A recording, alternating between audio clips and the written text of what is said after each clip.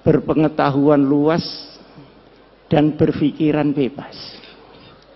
Jangan lupa berpikiran bebas itu setelah berpengetahuan luas.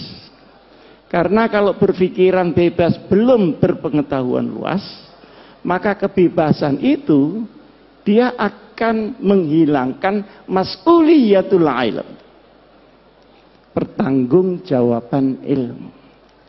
Karena al-ilmu syai'un wa mas'uliyatil ilm syai'un akhar.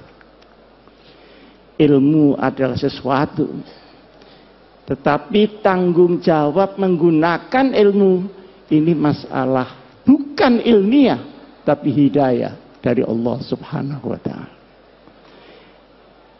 Hari ini di Indonesia insya Allah tidak kurang orang pintar. Yang kurang itu orang benar, Pak San.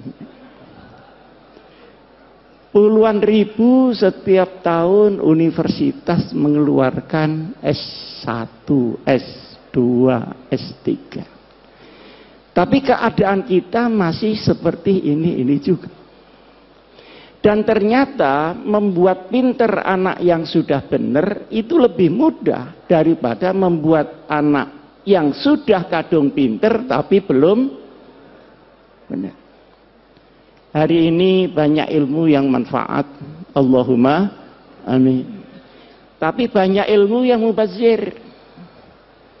Ilmunya tinggi tapi tidak terasa gunanya itu di mana. Saya punya teman doktor, Pak Din. Dokter itu kan sudah paling tinggi, atasnya lagi sudah kopiah sudah.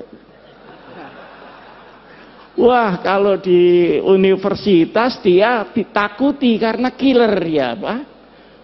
Tapi kalau pulang itu dimarahi istrinya, itu bisa bodoh mendadak dia. Ini rupanya pengalamannya Pak Khalil. Nah, ternyata ini guyon, tapi betulan. Ilmu yang di otak itu akan goncang ketika goncangan ada pada hati seseorang. Berarti yang tepuk tangan ini berpengalaman pada bidang masing-masing. Pak Din ini hebat ketua Muhammadiyah, tapi di hadapan anaknya mentua nanti dulu. Itu ada resepnya tersendiri. Nah, ini kok terlambat ketawanya gimana? Apa bahasa Indonesianya kurang paham kira-kira? Para hadirin hadirat yang saya muliakan. Dan ada juga orang punya ilmu tapi dia berbuat jahat dengan ilmunya.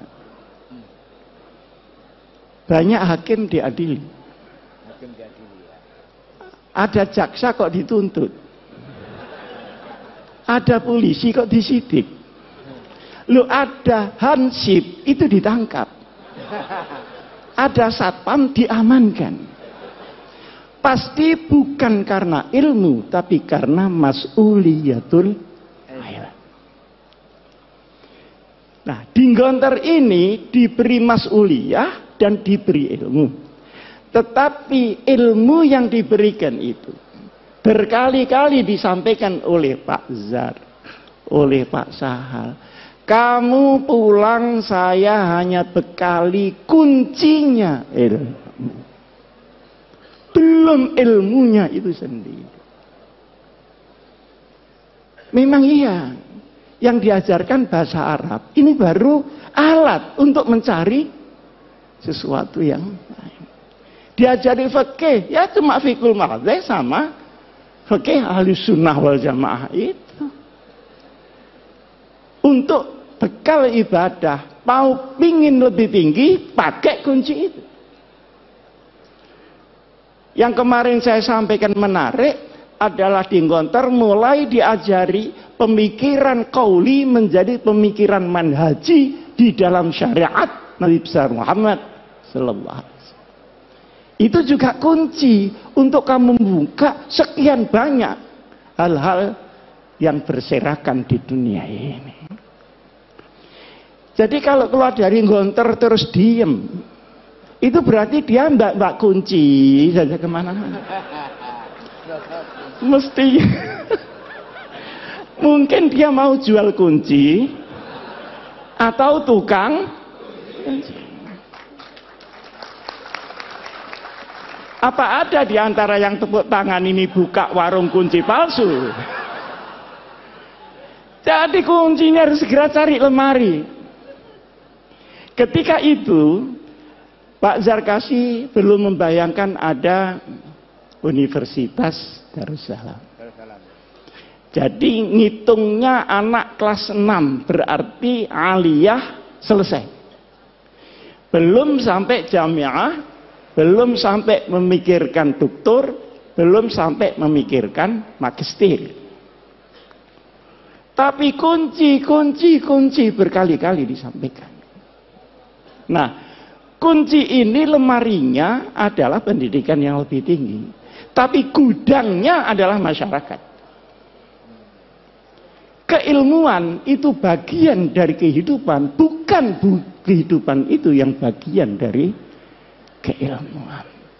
Buktinya tadi, ada dokter yang hilang nyalinya karena disentak oleh bojonya masing-masing. Ini supaya dicatat menjadi mahfuzat.